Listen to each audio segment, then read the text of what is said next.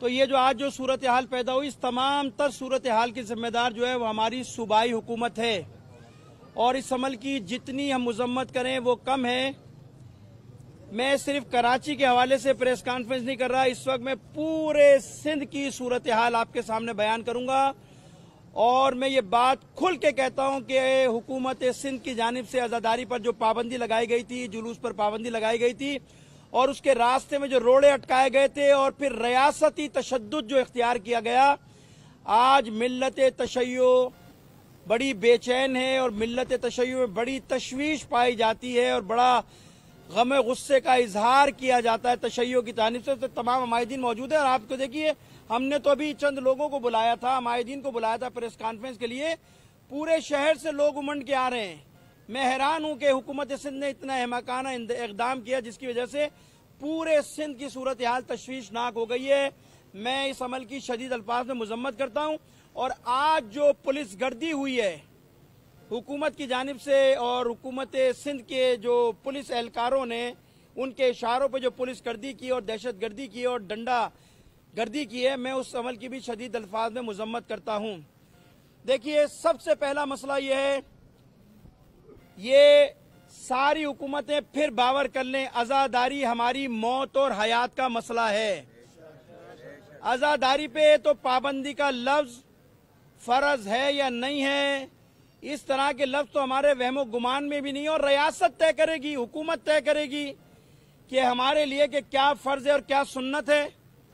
یہ ہم اپنی عبادت کو حکومت کے رحم و کرم پر چھوڑ دیں گے کہ تم طے کرو گے کہ میں جلوس نکالوں گا یا نہیں نکالوں گا؟ یہ تمہاری ذمہ داری نہیں ہے، یہ تمہارا مسئلہ نہیں ہے جلوس نکالنا۔ تمہارا مسئلہ یہ ہے کہ تعاون کے ساتھ حالات خراب نہ ہونے دینا، اور ایک اچھے انداز میں ہمارے ساتھ تعاون کر کے جلوس کو نکالا جانا۔ ہم نے بڑے رابطے کیے، ہر وزیر سے رابطہ کیا، ہر طرح سے رابطہ کیا کہ کسی طرح بیٹھ کر کوئی پیسفل انداز میں، پرامن انداز میں کوئی ایسا راستہ نکالا جائے۔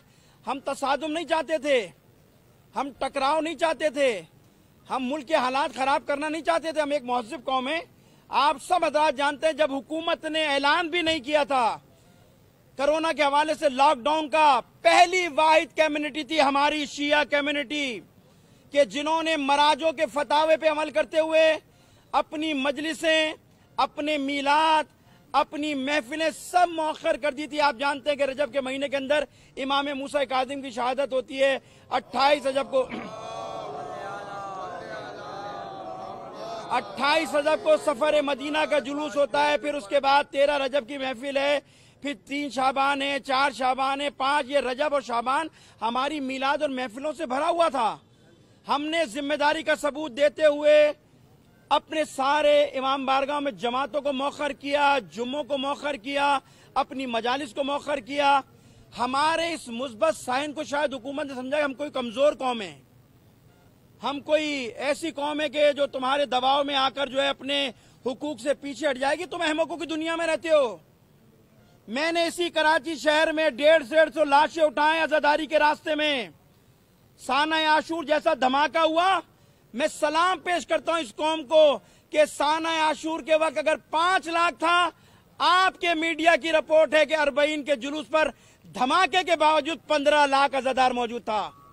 ہم کوئی مزدل لوگ ہیں؟ تم ہمیں شاید کوئی سیاسی پارٹی سمجھتے ہو، تم سمجھتے ہو کہ ہم کوئی سیاسی پارٹی ہم رک جائیں گے؟ تشیع ایک قوم ہے، قوم، اور تم اس قوم کو اس کی بنیادی حقوق سے روک رہے ہو۔ پاکستان کا آئین ہے نا، وہ مجھے اجازت دیتا ہے، وہ ہمیں اجازت دیتا ہے کہ ہم اور ہمیں نہیں دیتا، تمام مسالک کے لوگوں کو اجازت دیتا ہے کہ وہ اپنے بنیادی حقوقوں کے جو حقوق بیان کیے گئے آئین کے اندر اس کے حوالے سے اپنی عبادت کو، اپنی رسومات کو انجام دیں۔ یہ پاکستان ایک اسٹیٹ ہے۔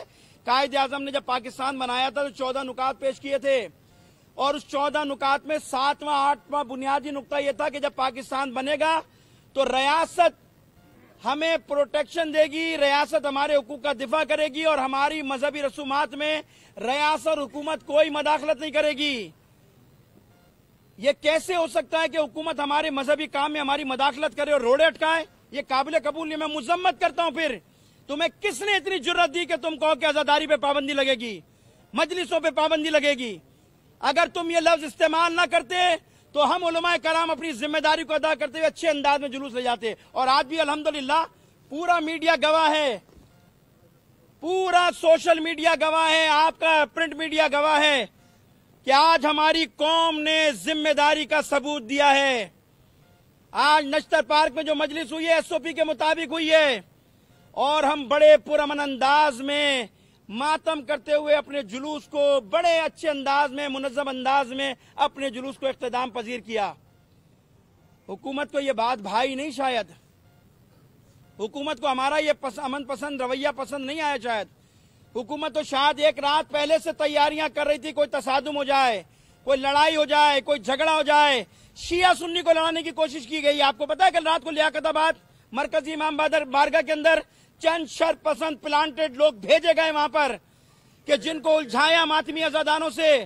چند لوگ جلوس لے کر باہر نکلے تھے, چند شر پسندوں کو بھیجا, ان کو الجھایا اور پھر امام بارگاہ پہ پتھراؤ کرایا. پولیس تماشائی بنی رہی, دوسرے لوگ تماشائی بنے رہے, ہمیں الجھانے کی کوشش کی اور ایک پینک پھیلانے کی کوشش کی کہ ہم شاید پاکستان میں کوئی شیعہ سنی فساد کرنا چاہتے ہیں. ہمارا پاکستان میں شیعہ سنی کے اتحاد کے حوالے سے ایک رول ہے, ہماری قیادت کا ایک رول ہے.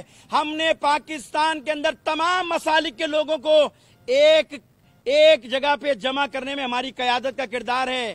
آپ کے سامنے میں خود ملی یکجہتی کونسل پاکستان کا صوبہ سندھ کا سینئر نائب صدر ہوں, میں ایم ایم اے کا صوبہ سندھ کا جنرل سیکرٹری ہوں. میں ہر مدرسے میں جاتا ہوں, شیعہ سنی کوئی مسئلہ نہیں ہے.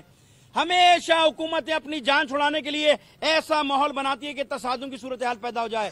کل جو رات کو واقعہ ہوا لیاقت آباد میں, اس کے پیچھے بھی حکومت کی سازش تھی, جان کر کے کرایا گیا ماحول بنانے کے لیے. لیکن ہمارے لوگوں نے بڑی ذمہ داری کا ثبوت دیا, ملجھے نہیں. ہم نے ان کو پیغام بھیجا یہ ایک سازش ہو رہی ہے مرکزی جلوس کو خراب کرنے کے لیے, اور ہمارے لوگوں نے اس بات کو سمجھا اور اچھے انداز میں رات کو اس معاملے کو حل کیا. اور آپ گواہ ہیں کہ ہم بڑے اچھے انداز میں, پرامن انداز میں ماتم کرتے ہوئے بڑے اچھے انداز میں علماء کی قیادت میں, خطبہ کی قیادت میں, ہمارے قومی عمائدین کی قیادت میں ہم ایرانی حال تک پہنچے, امام بارگاہ تک جلوس کو ختم کر دیا. پھر بزدلوں کی طرح لوگوں کو اٹھاتے ہو, نہ مردگی دکھاتے ہو تم کھڑے ہو کر. ہم نے بلایا تھا قوم کو, ہم نے بلایا تھا, ہم نے وائلیشن کی تھی تمہارے لاک ڈاؤن کی. ہم نے قوم کو کہا تھا کہ مجلس ہم کریں گے, جلوس ہم کریں گے. تم میں جرأت تھی تو ہمیں اٹھاتے, ہمیں کیوں نہیں اٹھایا؟ ہم نے قوم کو بلایا تھا. یہ قوم تو بیچاری بے قصور تھی, میں تھا, مولانا تھے, علماء تھے, خطبہ تھے. ہمیں گرفتار کرتے, کیوں نہیں کیا ہمیں گرفتار؟ ہمیں اٹھاتے کہ آپ کی وجہ سے لوگ آئے ہیں, آپ نے وائلیشن کی ہے, آپ ہمیں گرفتار کرتے نا. چلتے چلتے اسکوٹر والوں کو پکڑ لے ہو, رکشوں سے کالے کپڑے جس کو دیکھ لیے. اچھا ہوا یہ کہ شیعہ نہیں پکڑے صرف, وہ جس بیچارے سنی نے کالے کپڑے پہن کے بیچارہ اپنے کام سے آیا اس کو بھی اٹھا کے بند کر دیا, اس کو اٹھا کے بھی اندر کر دیا. ان کو پتہ ہی نہیں کہ کالے کپڑے صرف شیعہ نہیں پہنتے, سنی بھی پہنتے. بھائی مولا علی کا شوق صرف شیعہ نہیں مناتے, سنی بھی مناتے ہیں, سارے لوگ عزاداری کرتے ہیں. مولا کائنات سب کے ہیں, مولا کائنات کسی ایک فرقے کے نہیں ہیں. مولا کائنات کی ذات علی ابن ابی طالب کی ذات وہ ہے کہ جس پہ تمام مسالک کے لوگ متفق ہیں. اگر شیعوں کے پہلے امام ہیں تو سنیوں کے چوتھے خلیفہ بھی ہیں, سب ان کے اقرار کرتے ہیں, احترام کرتے ہیں, کوئی مسلک ان کی. لیکن بیچاروں کو کیا کہ ایک ہی لاٹھی سے سب کو ہانک دیا گیا اور سلسلہ بگاڑ دیا گیا شہر کے اندر.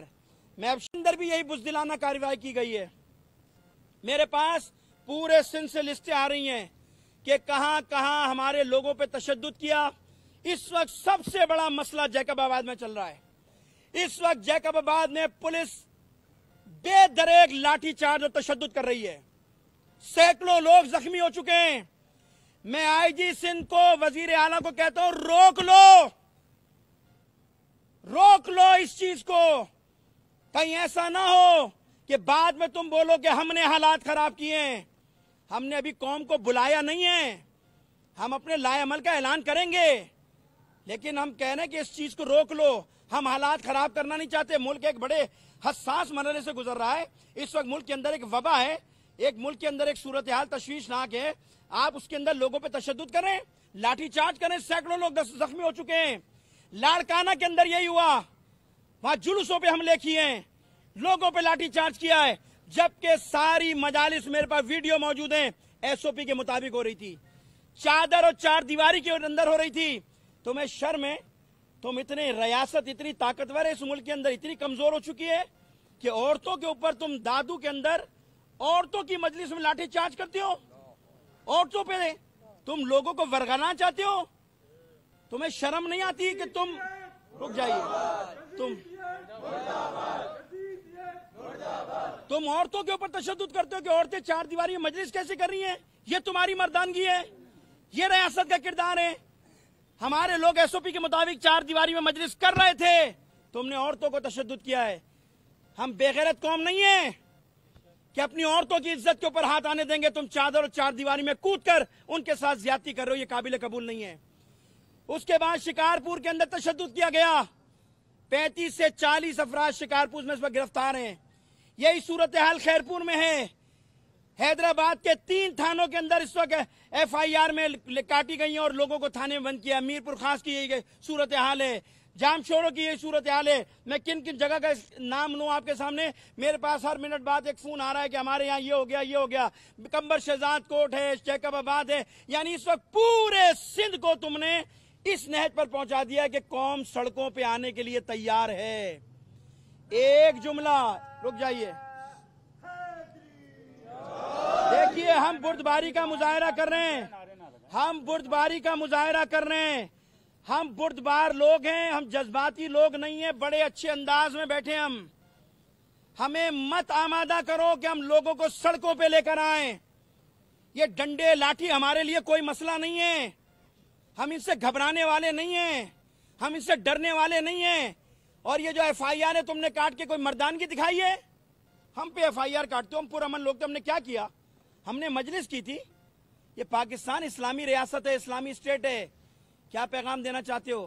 اس ملک میں جو ہے وہ مذہبی رسومات پر پابندیاں ہوں گی؟ ایف آئی آر کاٹو گے تم؟ کیا ہوگا ایف آئی آر سے؟ ہم نے کوئی جرم کیا ہے؟ ہم نے کیا کیا بھائی؟ شہادت ہماری میراث ہے، خدا کی قسم ماؤں کے فون آ رہے ہیں ہمارے پاس۔ مولانا ہمیں کوئی پرواہ نہیں ہے، ہمارا بیٹا علی کی محبت میں زندان میں گیا ہے، 1 مہینے بھی رہے گا، ہم آپ سے شکوہ نہیں کریں گے۔ یہ ہماری قوم کا ماؤں کا جذبہ ہے۔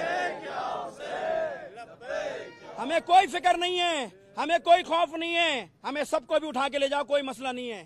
لیکن یہ یاد رکھنا ہم نے حالات کو کنٹرول کیا ہوا ہے، ہم نے حالات کو سنبھالا ہوا ہے۔ 24 گھنٹے کا صوبائی حکومت کو الٹیمیٹم دے رہا ہوں، 24 گھنٹے سے پہلے کراچی اور صوبہ سندھ میں جتنے لوگ تم نے گرفتار کیے انہیں چھوڑ دو، ان کو رہا کر دو، وہ بے گناہ ہیں۔ اور ہمیں پتہ ہے جو قلم ان پہ لگائی گئی ہے وہ ان کی ثوابدید پر چھوڑ دیا جائے گا، کوئی ٹیکنیکلی مسئلہ نہیں ہے۔ میں وکیلوں سے بھی رابطے میں، وکیل بھی ہمارے ساتھ موجود ہیں۔ شرم نہیں آتی کہ اسکاؤٹ وردی میں بیٹھے ہیں جو پورے سال تمہاری خدمت کرتے ہیں، تمہارے ساتھ کھڑے ہوتے ہیں؟ اگر تم اپنی وردی کا احترام کرانا جانتے ہو تو ان اسکاؤٹ کے جوانوں کی وردی کا بھی احترام کرو کہ تم لاٹھیاں مارتے ہوئے ان کو پولیس کی موبائلوں میں ڈال کر جیلوں میں ڈال دیا۔ نہ ان کے کوئی افطار کا انتظام ہے، نہ ان کو پانی پینے کا کوئی انتظام ہے، نہ نماز کا۔ یہ قوم لاوارث نہیں ہے۔ اگر تم نے 1 سال بھی ان کو رکھا، ہم ان کو کھلائیں گے، ہم ان کو پلائیں گے، ہماری قوم میں شکوہ نہیں کرے گا کوئی زندان جانے پہ۔ لیکن یہ یاد رکھنا تاریخ میں تمہارا نام سیاہ حروف میں لکھ دیا جائے گا کہ تم نے عزاداروں کے ساتھ کیا کیا۔ لہذا 24 گھنٹے کا الٹیمیٹم دے رہا ہوں وزیر اعلیٰ سندھ صاحب آپ کو، آئی جی سندھ آپ کو، وزیر داخلہ صاحب آپ کو، 24 گھنٹے کا الٹیمیٹم ہے ہمارے حمایتین کی طرف سے۔ ہم نے لائے عمل طے کر لیے، مختلف آپشن ہمارے سامنے ہیں، ہم نے اس پر نظر ثانی شروع کر دی ہے۔ اور یہ اعلان اتنا اہم ہوگا اور ایسا اقدام ہوگا کہ شاید آپ سوچ نہیں سکتے تھے کہ یہ اس آپشن پہ بھی جا سکتے تھے، یہ کام بھی کر سکتے تھے جو ہم نے پلاننگ کی ہے۔ ہم جذبات سے کام کرنے والے نہیں، ہمارے دھرنے آپ نے دیکھے، ہم نے دھرنے جب دیے ہم نے بلوچستان کی پوری حکومت گرا دی ہے۔ ہم ان چیزوں سے گھبرانے والے نہیں ہیں، جیلوں سے، ہتکڑیوں سے۔ میں تو آج دعوت دے رہا ہوں، آئیے، یہ سارے حمایتین علماء تیار ہیں زندان میں جانے کے لیے، ہم تیار ہیں، ہمیں تو کوئی پرابلم ہی نہیں ہے بھائی۔